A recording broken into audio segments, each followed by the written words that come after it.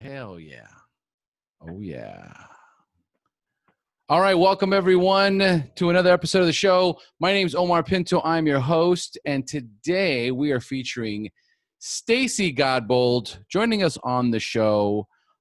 Stacey has become quite a good friend, and I've gotten to know her just like I've gotten to know most of the people that are closest to me is through their social media and their interaction engagement in there with myself and with their own audience. And I've watched Stacey just blossom and transform.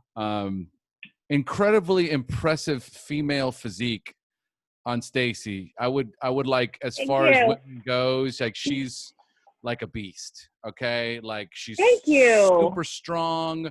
She's spent how many years in CrossFit, Stacey?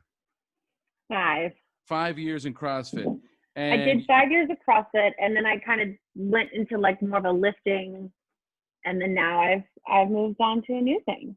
okay. And so that's really kind of what I want to do on today's episode. Today's show is really discuss the idea of transitioning, flowing, allowing, because really that's what this is all about. Life, when we get stuck and when life gets stagnant, we get bored. And I don't care if you're 5, 15, 25, 35, 55, it doesn't matter. When you get stagnant and you get bored, you get into trouble. Yeah. Oh, yeah. Uh-huh. I'll get into some major trouble here. Major trouble.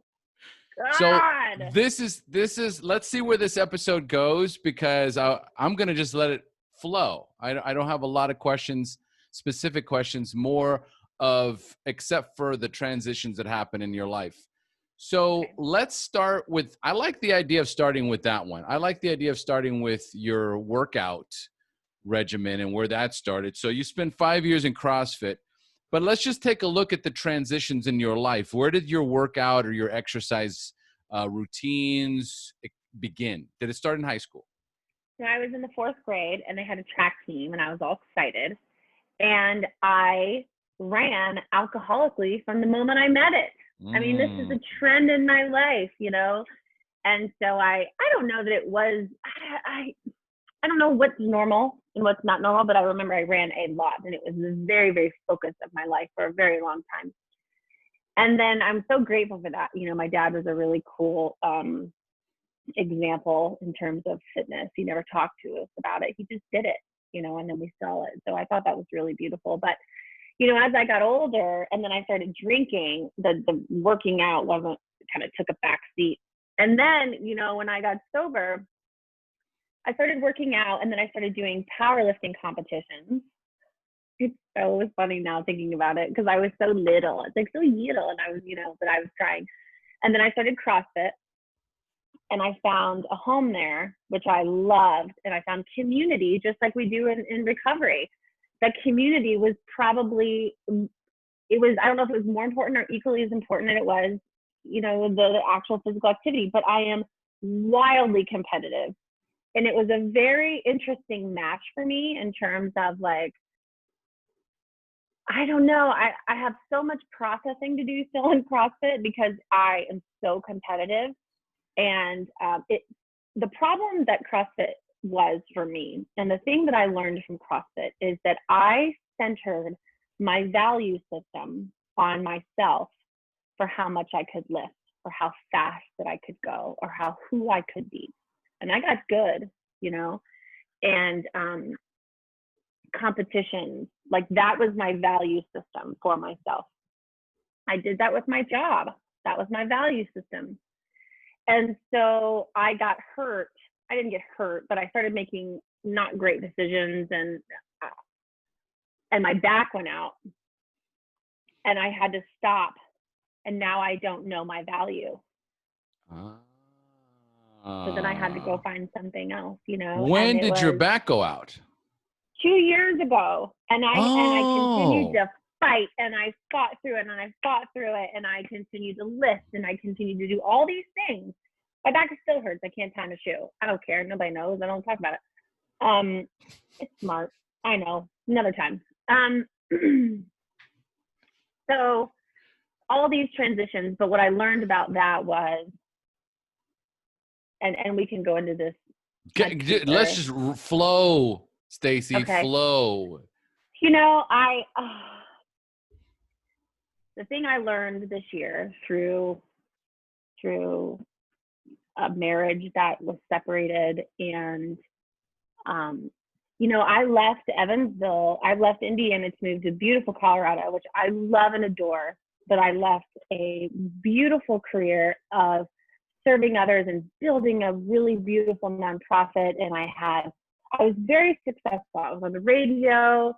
And when you take all of that away and you move and you have nothing, I realized that my value system for myself and how I gauged was in those external things. And how much I used that to fill my cup in terms of my value system, not like, I'm really happy doing this, or this really, I can serve others, but it was deeper than that. And so when all of that is taken away,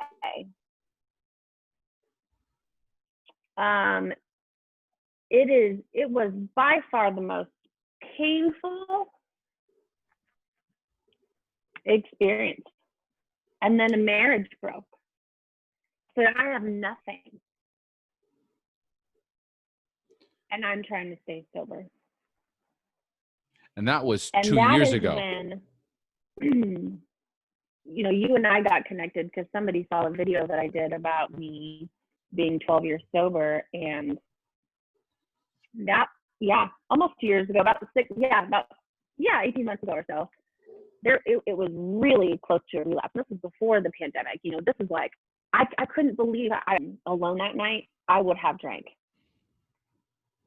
And I don't.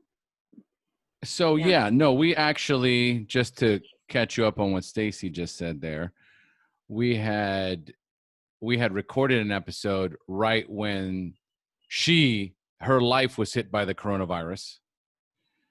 And so everything fell apart and crumbled, and it just wasn't the time. It wasn't the time, because a lot of what we enjoy when it comes to being the listener, or watching a movie, or going out to be entertained, is the comeback. Like the most important part of every Rocky movie is the comeback. And I feel and I recently, it was interesting because Stacey and I haven't talked like in a year. I think it's been like a year. And I was watching her on social media, and a little voice said, reach out to Stacey. I think it's time for her to be on the show. Right. And so that's how this. I'm so grateful. I wanted to be ready to share my story then. I wanted to, because that's who I am. It is a gift that I've been given from my higher power, that I am a storyteller and I'm a truth teller. And that's really what I spent my life's work doing. And so I felt like, oh God, this opportunity came and I got to do it. And I talked about things that I wasn't ready to talk about. And it was really an interesting journey with you. And you were a beautiful example of sobriety, because you met me where I was, and you were kind and understanding, and I was so embarrassed. But to get down to it, I was in a place in my journey that I just wasn't ready to share this, because I didn't have a comeback story. The reason I created the nonprofit that I did was because I wanted to share, like they talk about in our recovery program, experience, strength, and hope. So I had experience and I had a little bit of strength, but I had no hope story whatsoever. And you know what I mean? It was like a dumpster fire. And I was trying to pull this bullshit, not real hope that I don't even know that I believed in at the time. Before you move past that, What is it that you believe today?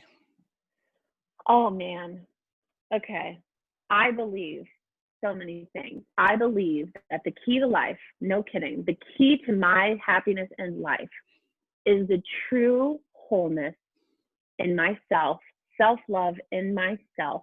No person, man, child eats child, food, alcohol, drug, the fucking sunset. Nothing can fill my worth, my value, my wholeness, but me and my higher power, the two of us.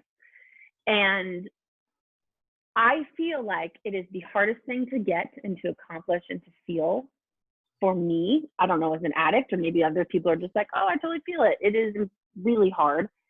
But I feel like when you've got that and you feel it and you live in it consistently, I mean, you don't always live in it. My God, we're human. But that is the key. That is the key. It is very, very true. My belief, what I believe in, is that every single one of us is put on this earth to find ourselves. That, and this has taken like years of work and years of even coaching people. And it's what I've found as I coach people, and the methods and the styles that I use to coach people, ultimately what we find is them. They got lost. They lost themselves along the way, and it was intentional. We were supposed to lose our way. We were supposed to struggle and to suffer and to be afraid and to fail and to make mistakes, because it's only through those failures and mistakes and struggles that we fight. We fight to survive. We change because we're forced to change. We have to learn. We have to grow. And then as that starts to happen, we start to remember. Somewhere in there, we start to remember who we are. Yes. Oh my God, it's so crazy because every day, every week, every month I get better and I find myself again. And I have this light that I used to have, that when I would do my meditations, there was a lot of grayness in my meditations, and now there's flowers and this beauty, and it's really a beautiful thing. But I was having dinner with my friend the other day, last week or so, and I just looked at her and I said, "Hi, I'm Stacey. It's really nice to meet you again." Like I had been friends with her for a long time, but I had not shown up for a long time. Thank God for people that will let you show up however you can. Because she waited for me. And I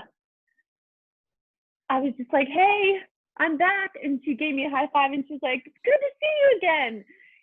And I was just me. I was myself. And I was standing in my own space, and we just laughed. And I know it sounds silly, but God, I missed myself. I'm serious. I did. No, I'm not laughing because of the statement. I'm laughing because you had a very beautiful existential experience with your friend. Because when you were doing that and saying that, who were you really talking to?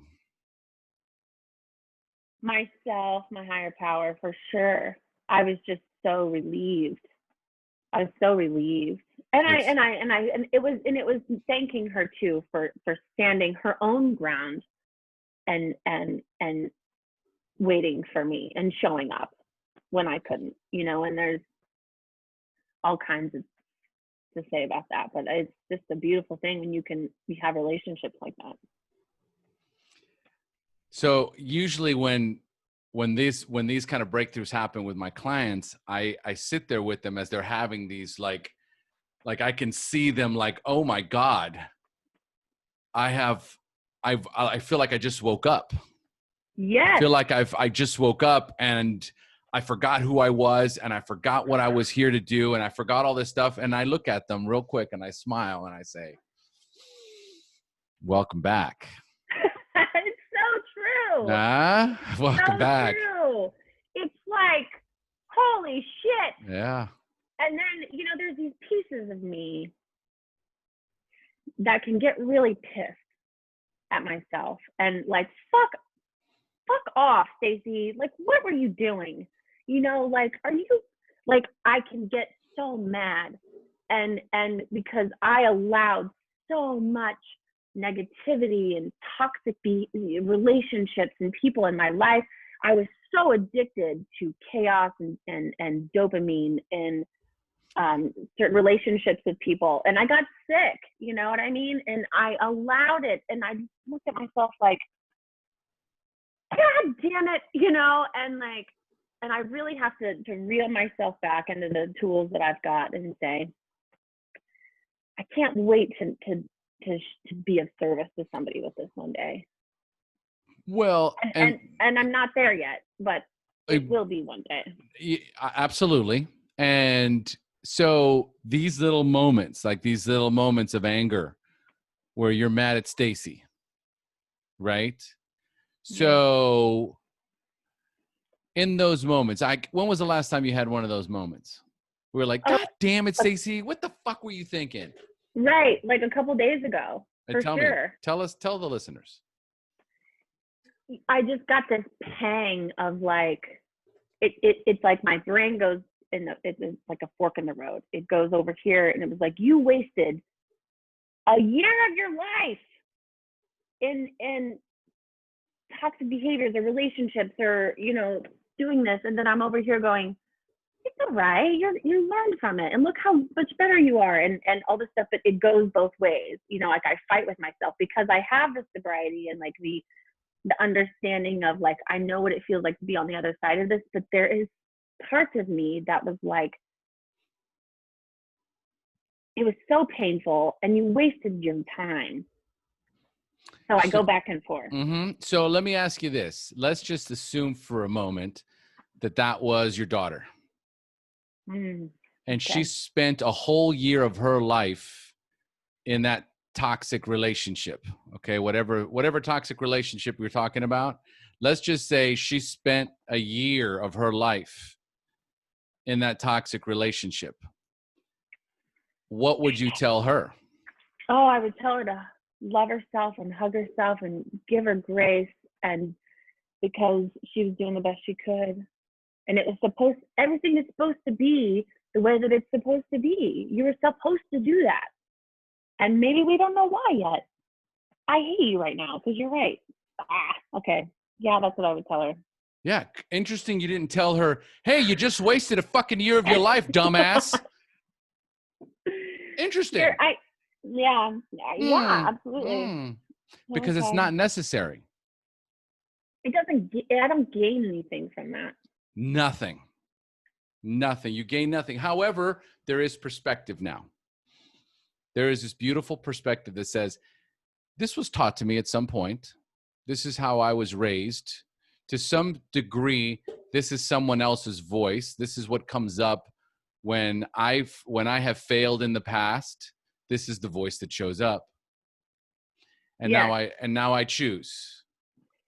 Do you remember in early sobriety when you weren't quite grateful for your sobriety? Mm-hmm. And now you say, I'm a grateful alcoholic. And like, I say to myself, I'll soon be grateful for that experience. I'm not quite there yet. Like there's a piece of me that is, but I will get there. Because I know now that I'm grateful for the stuff in my alcoholism, I know there's hope to be grateful for that experience. Okay, finish this statement. I am grateful for this last year because I learned how to love myself wholly, and that is the best gift I could have given myself. How important that is. Do you think you would have learned that? Do you think you would have learned how to love yourself in a month?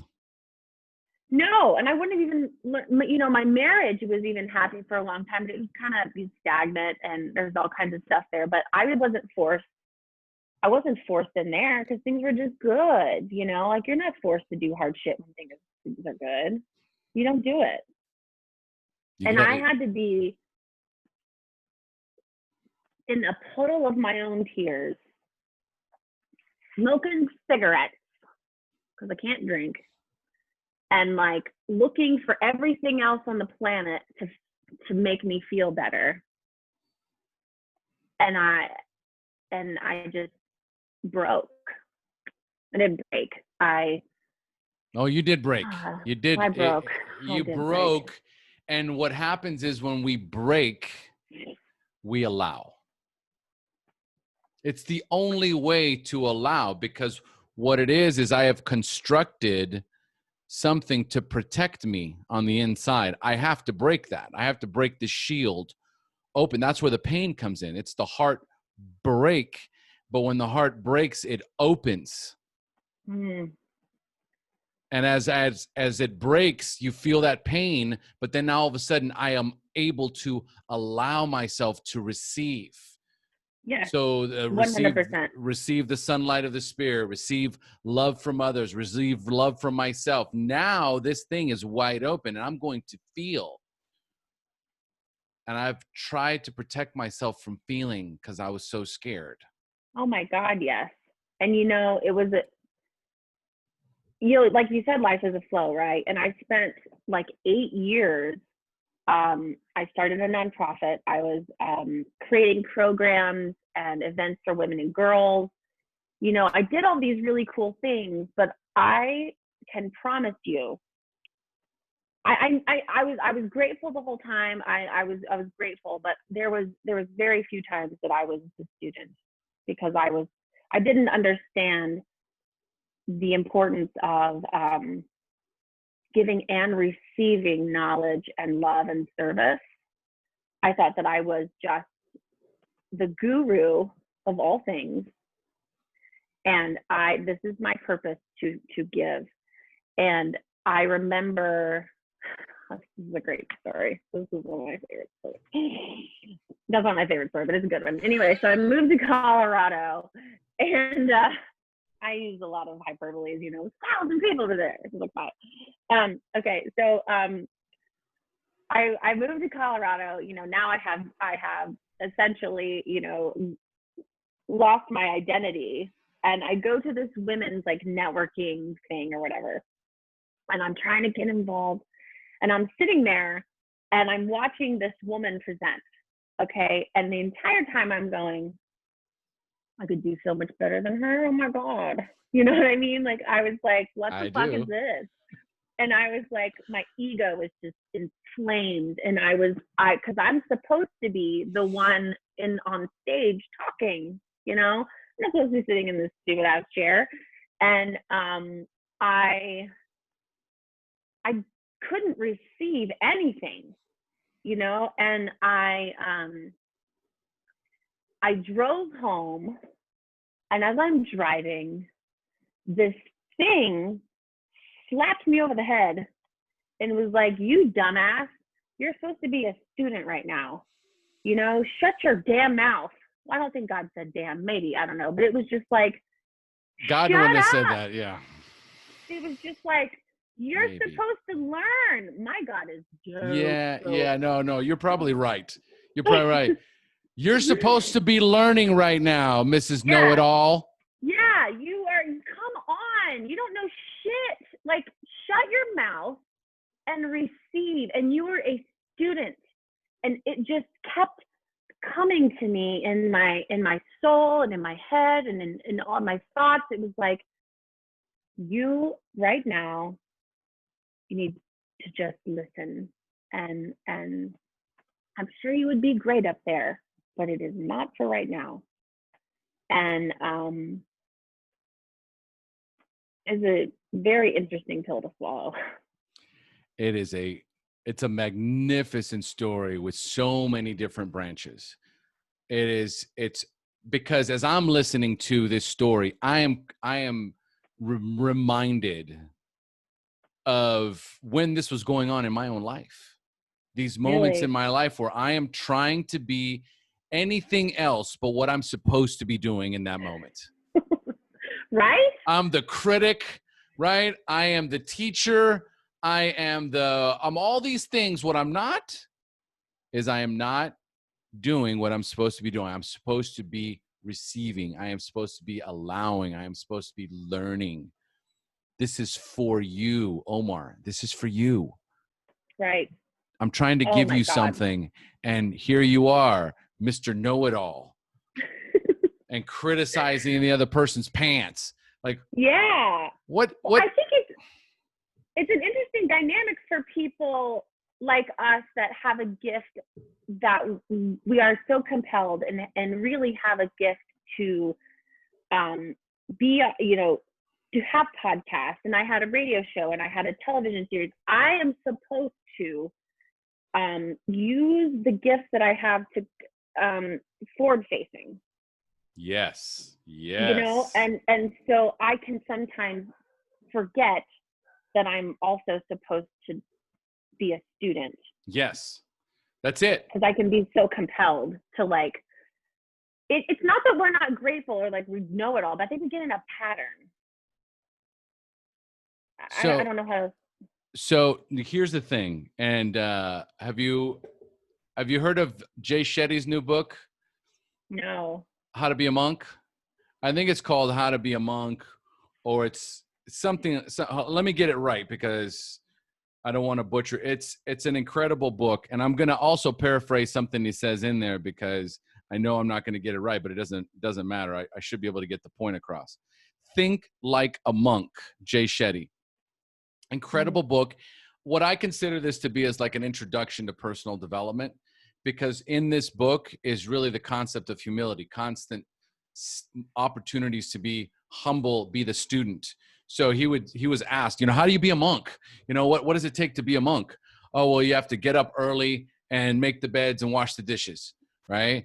Okay. And then what do you do when you're not learning to be a monk? Oh, well, you get up in the morning and you make the bed and you wash the dishes, right? So it's like, there is this idea of you're not just the teacher, you're also the student. You're always the student. And then at some point, you are also always the teacher.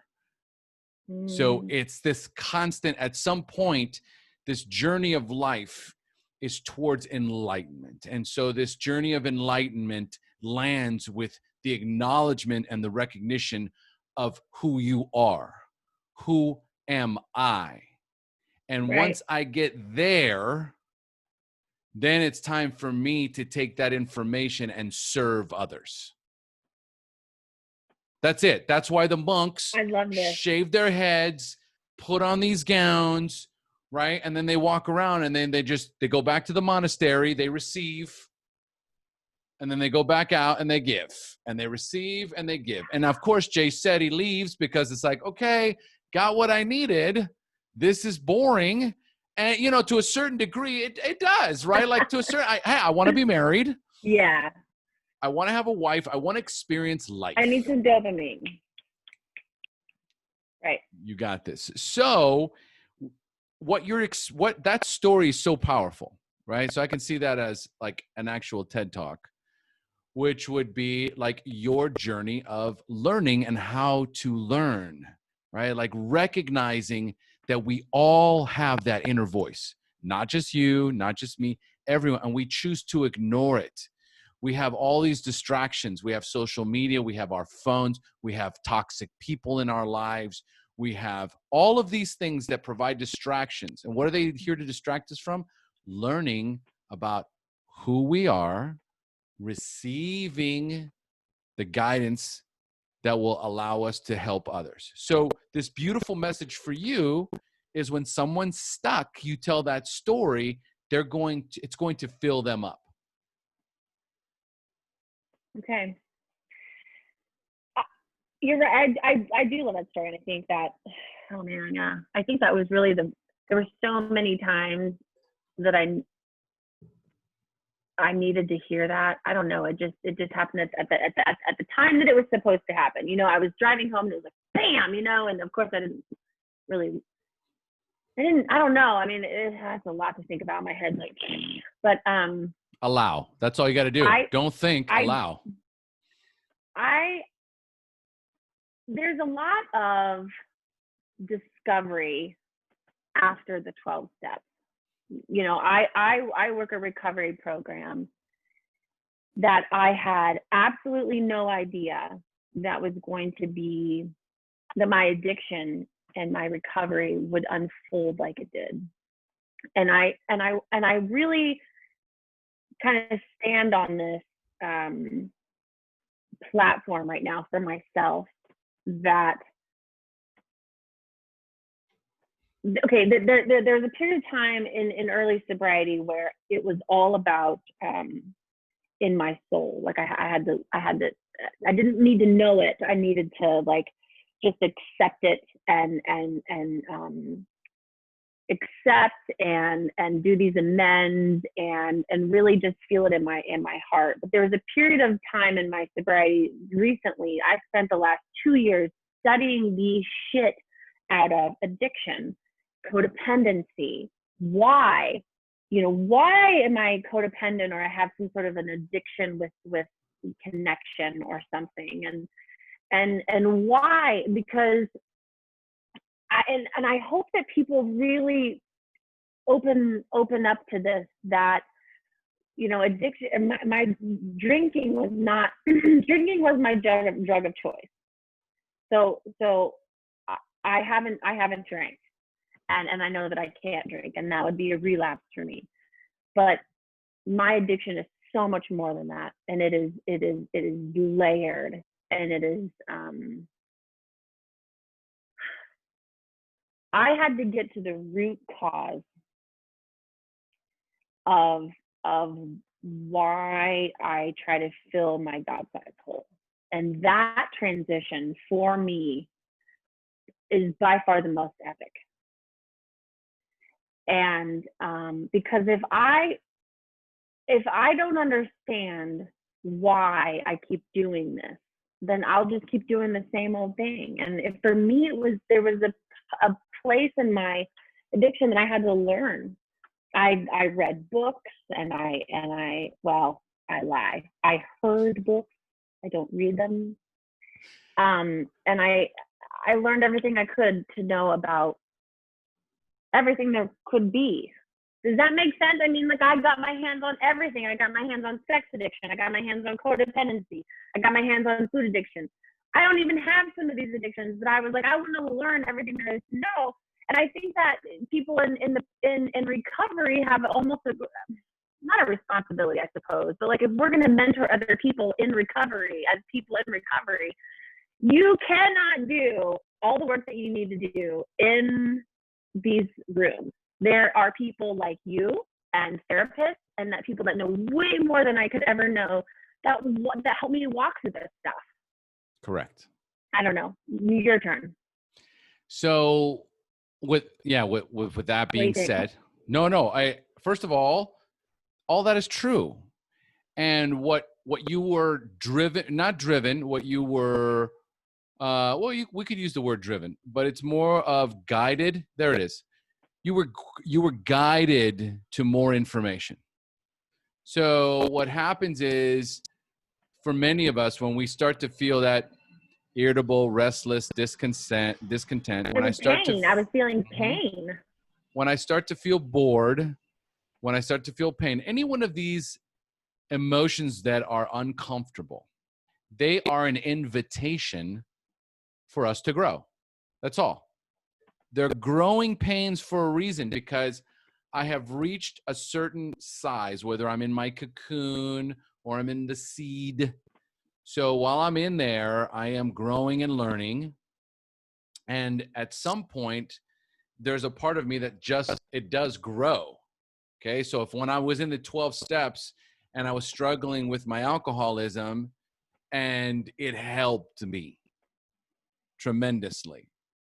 And then all of a sudden I reach a certain point where I go, something's missing. Now I have two choices.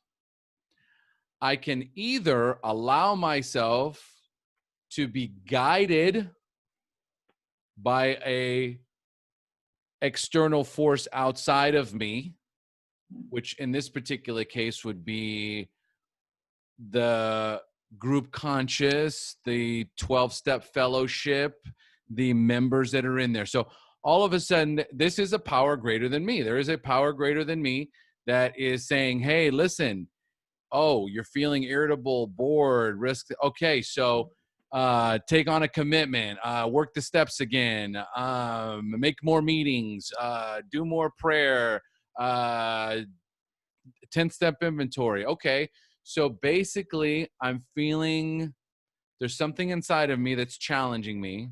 It's encouraging me to grow. There's a power greater than me that's encouraging me to grow.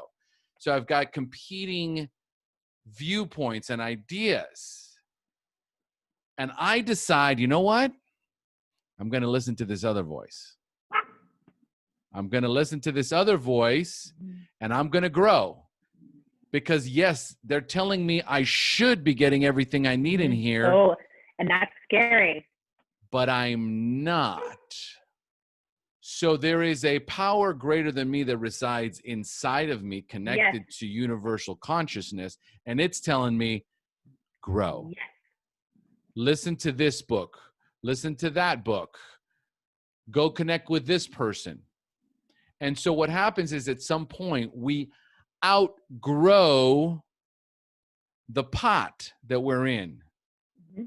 So we are, as the example of the plant, I'm in this plant, in this container. What is that called? It's called a pot, right? Okay. So I'm in this pot and I grow to a certain point, and unless I get into a bigger pot, I'm going to stay the same size.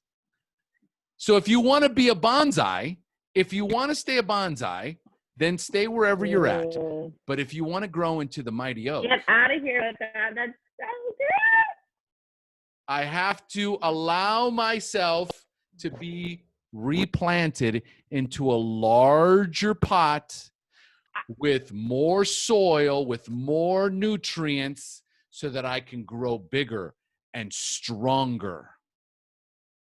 Because over here in the smaller pot, I can't deal with my codependency. I can't deal with my eating disorder. I can't deal with all these fears and insecurities. Tattoo. What's that?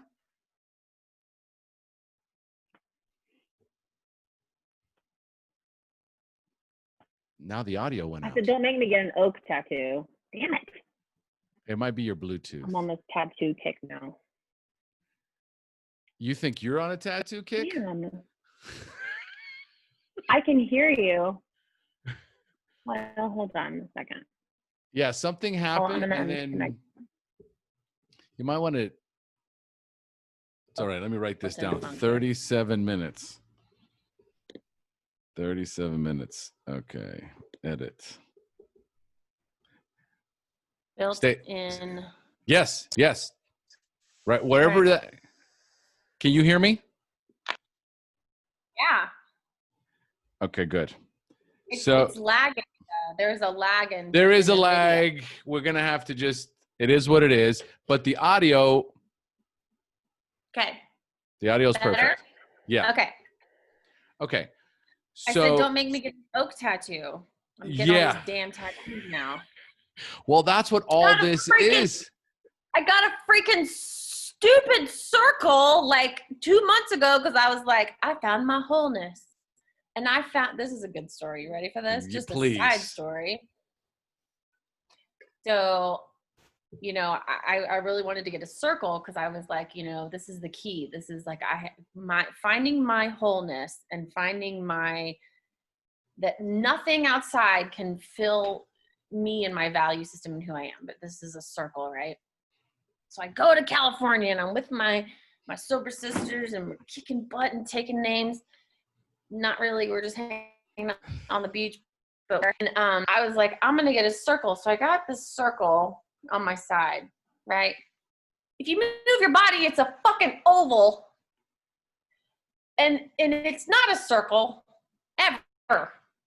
Okay. All right. Okay. I got you. Well, Are you hearing me? Yeah. Was it well done? No, it's Shaky Tom did it. Oh. And we just walked in so basically it's a circle oval, sort of probably, it's hilarious. And I love it. I love this ugly oval circle. And I'll probably get it covered up one of these days, but right now it is like, it reminds me of that just this moment of just knowing what I have to do. It's a reminder.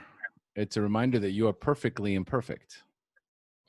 That's what my friend said. And I was like, fuck off, and then I laughed. Because then she said, that is exactly what she said. It's such, and well, you're getting it a second dose of it. So that means it's truth. It's absolute truth. We all are perfectly imperfect. If we weren't, life would be boring. There would be no reason to be this spirit creature that comes down to earth to experience being human if it's narrated perfectly for them. It would be boredom. I need to struggle and suffer and fail and get married and get divorced and get remarried, right? And, all the things that have to do, end up in a 12-step program, become an alcoholic, okay? Lose my job, move to another place, start over. That's a book. That's what people want to read. They want to be inspired and they want to be motivated. And the only way you inspire and motivate people is to train wreck your life. In epic proportions, and then come back. Not that long ago, it took me some time to do the really hard things, like really hard things, like disassociate from toxic people or behaviors or things like that. And I remember sitting on the steps behind a Starbucks because I was like, working from there, and I was overcome by emotion, and I had to walk outside, and I was just sobbing on the stairs.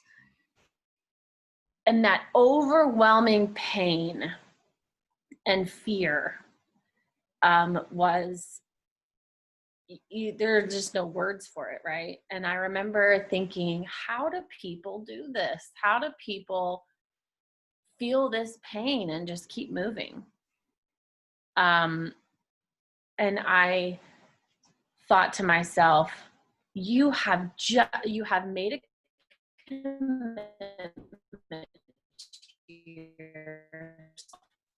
to yourself that you want content life and not this roller coaster. You made a commitment. You wrote it down. You made manifestations and these promises to yourself. This is your truth. This is what you know. And so I just stood in that moment and said, I'm just going to have to feel this. And I just felt it. And then I stood up, and then I walked back in and I gathered my stuff and I went home and I did something nice for myself. And I just thought, I recovered from alcoholism. And I know that the pain won't always be there. And the only way that I know that is because I felt this before. I remember feeling, is this pain going to always be here? And it's not. So the only thing that I could hook myself onto was the fact that I had better days after that. And I just said, Stacey, you just going to have to fight through this or feel it or accept it, whatever you have to do, but you're just going to have to move through it, and because I made a commitment to myself. I want content. I want okay. I want serenity. And I had to make a list of things in my life that were not giving that to me. And I made a promise to myself that I would let them go. And some took a very long time. but I know what it's like to be sober and have serenity and have contentment. I have felt it. And I am damn sure not going to live another chapter of my life right now without trying to find that, to try to get there again. Because once you feel that serenity and contentment for periods of time, there's no big dopamine hits. There's no big catastrophes that you don't feel that are manageable. And then you get on the other side and you feel all these dopamine hits and everything's chaos. And you got to make that switch back. That is the transition that I went through. That is the transition that I am grateful for it. It was pretty painful, but like, you're right. I wouldn't have found kind of this understanding of my wholeness. Yeah. That transition was and is the coolest one. See, this is why we record these things, because another TED Talk. So you are a storyteller, Stacey. Beautiful storyteller. I'm right there. I was right there. Just not only just it touched me because it was a constant. As you were speaking, it was constantly reminding me of me. Remember when you went through that? Remember when you got through that? Remember, like, people in the audience are going to hear that. Remember, they're either going to say, I'm in there. I'm right in the middle of that right now. I just have to let go. How do you do it? How did you get from that pain that there's no words for, where you're sitting behind a Starbucks crying on the stairs, thinking I might burn, and just right past that.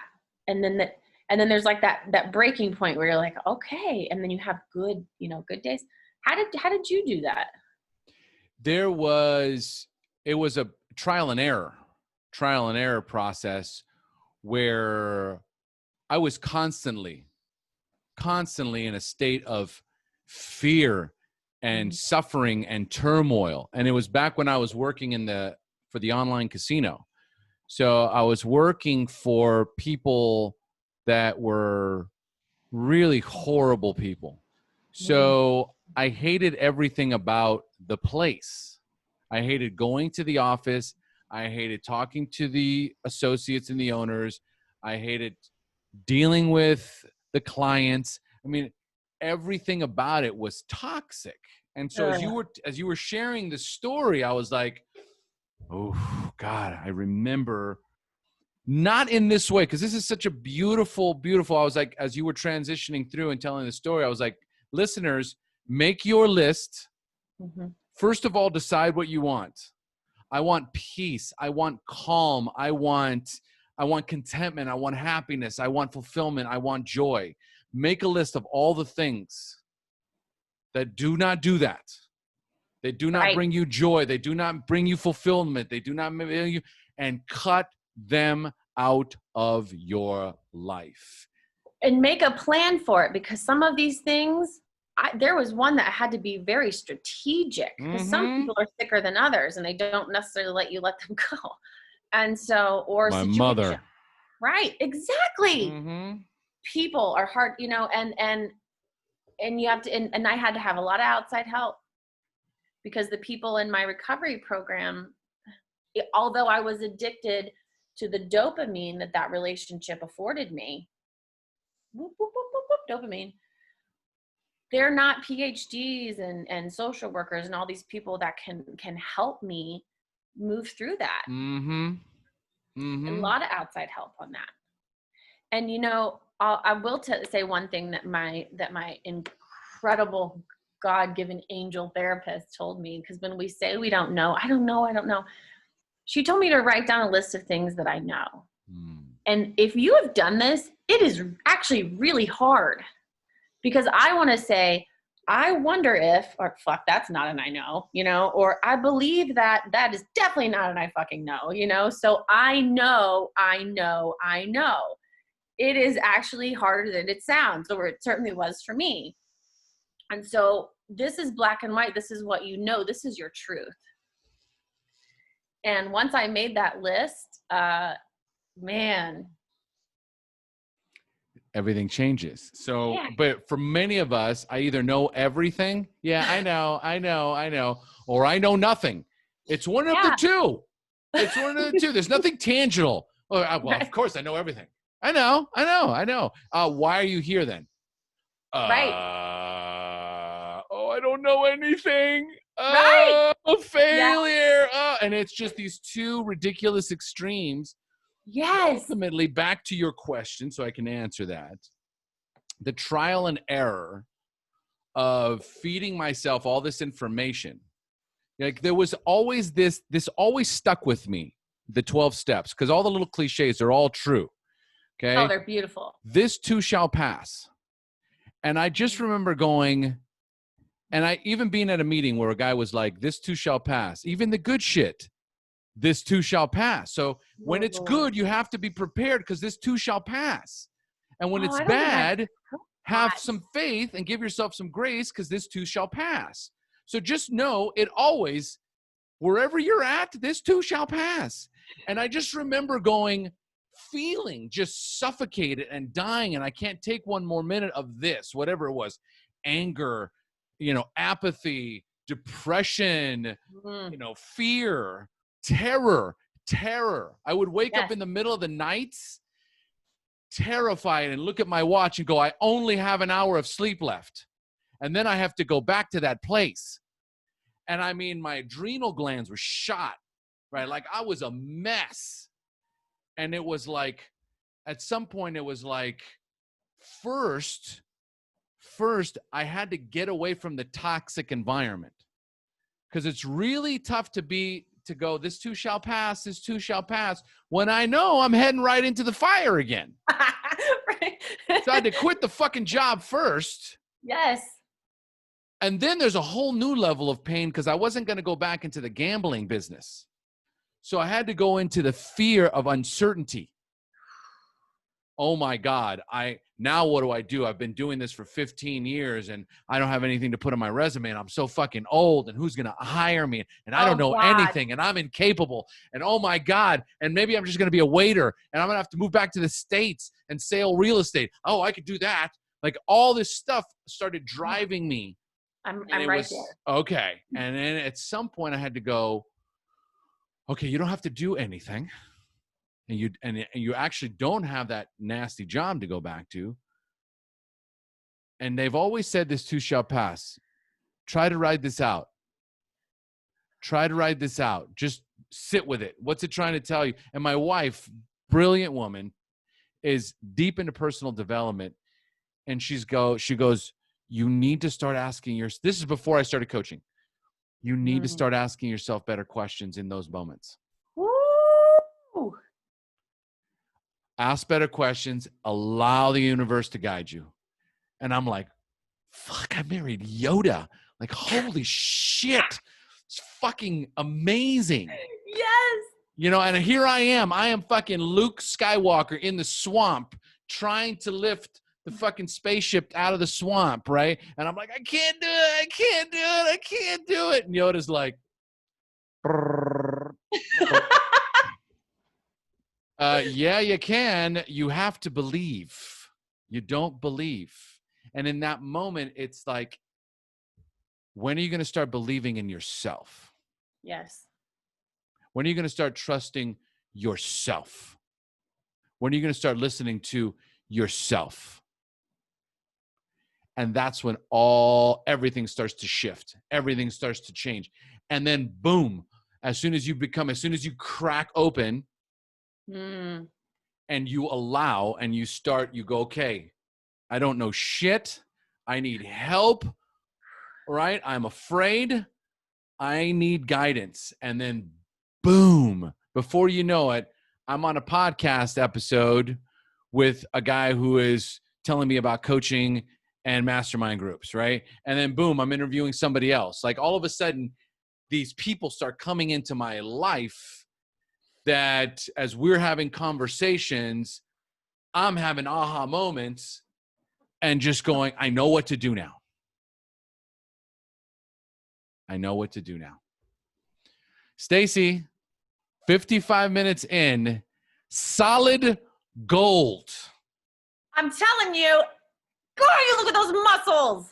Wow, look at these tats. Woo! Those tats are amazing. Oh, yeah, baby. Oh, yeah. I am so grateful for you. You are a bright light, really. And so are you. I'm grateful for you. So what is one parting piece of wisdom you would like to share with our listeners? Damn it.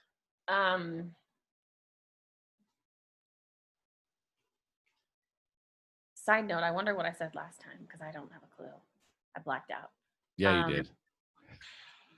You be you, Stacey. Connect with know. you.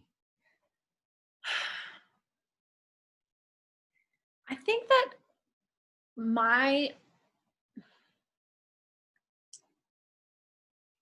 where I'm at today is your intuition is just always right, you know?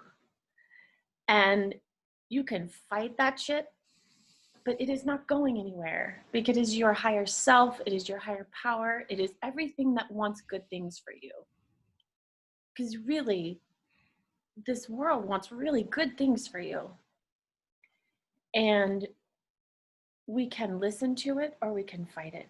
And it's okay if you're going to fight it because it's just going to make that journey just richer and you're going to have these really cool experiences and you're going to fall and then you're going to find your way, right? But trusting yourself, what do you want? What do you want? What do you know? And listening to your gut and intuition is it's there for a reason. And trusting yourself. I didn't trust myself. And that's okay, because I was dealing with some shame and some fear and stuff. But and my parting gift is that I see you and you are so worth it. And like, I see you and I'm proud of you and you're doing such a good job.